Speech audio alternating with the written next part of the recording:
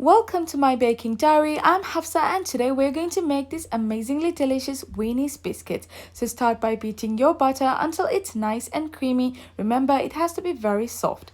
Then add in your icing sugar and then bring that together with your spatula and then give that a quick mix with your mixer until it's all combined.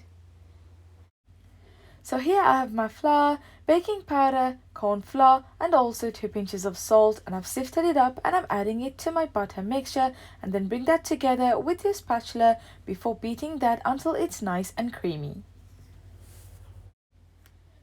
Now you can use a cloth piping bag and pipe them directly onto your tray, but if you use a disposable piping bag then this will happen. So I'm gonna find an easier way and scoop out a little bit of that dough, roll it into a sausage like shape and then leave that on your tray. Use a fork and scoop it like this.